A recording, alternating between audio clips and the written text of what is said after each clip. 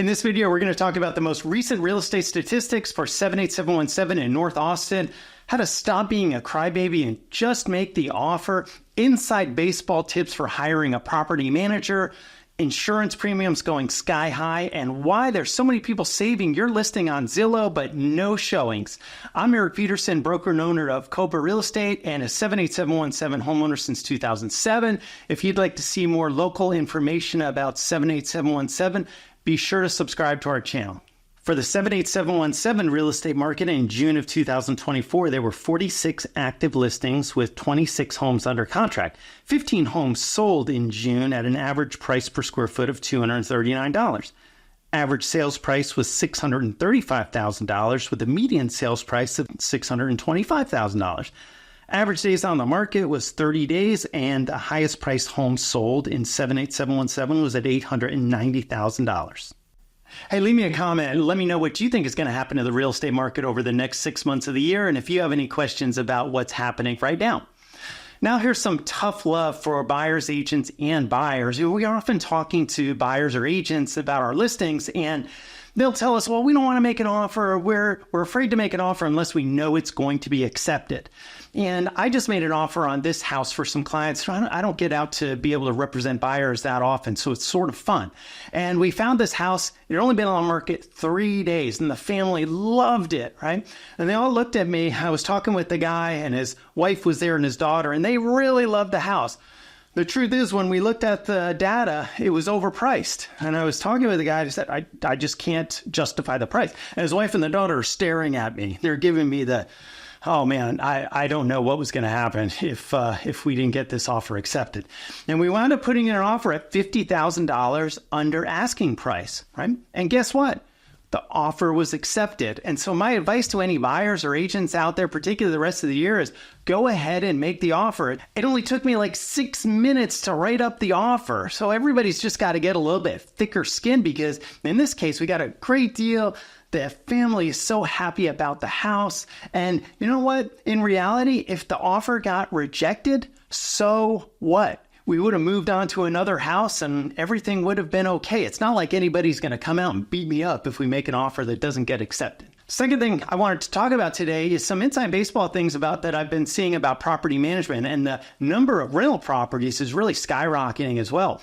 So there's 3 things that I want to talk about. One is when you're signing a property management agreement or leasing agreement with somebody, make sure that you're not automatically agreeing to hire that property manager to be your listing agent if you decide to sell the property later on. A lot of property managers try to sneak this into the paperwork, and you got to really pay attention to it, because that skill of fixing toilets and air conditioners and things like that doesn't translate over to getting you top dollar for your property in terms of marketing and negotiating and sales ability. Second thing you want to make sure of is that they're not automatically renewing your lease at the end, because I've got a family that wanted to put their home on the market next March, but guess what? Their property manager automatically renewed their lease, and now the home won't be available for sale next year until July. Now, that's a pretty big difference, right? Because they just didn't even realize that they had given the property manager the rights to do that. And the third thing I want to tell you about is you won't know this unless you actually look at the private remarks probably in a lease listing that you have. But there are some property managers that are trying to throw on junk fees for tenants, like $55 to send them a filter for the air conditioner every month. And you start to add that up, that's $660 that I would have to pay if I was going to be renting your property that I wouldn't have to pay if I'm renting the house down the street. And when there's a larger number of homes that are on the market right now for rental, that could be the big difference between your property sitting on the market or actually being leased. And you might not even ever know that this is going on. So be sure that you know exactly what's happening with your lease listings. Next up, I just saw this chart, and Austin is leading the country in terms of homeowners insurance premiums going up 23% year over year.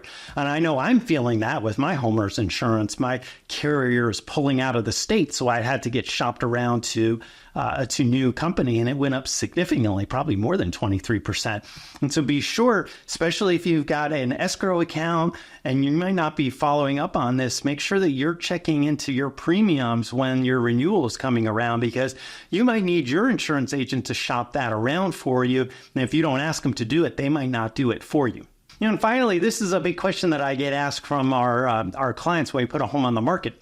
We'll put it on there, and there's 99 people that have saved the property, and 1,000 views, right? But we've only had 12 showings. And so the question is why did 99 people love the listing, but only 12 people are coming to see the property? And I don't really know, but this seems to make sense. Is that for the first thing is that pretty much everybody in your neighborhood probably is following the real estate market, and they're probably saving all these properties.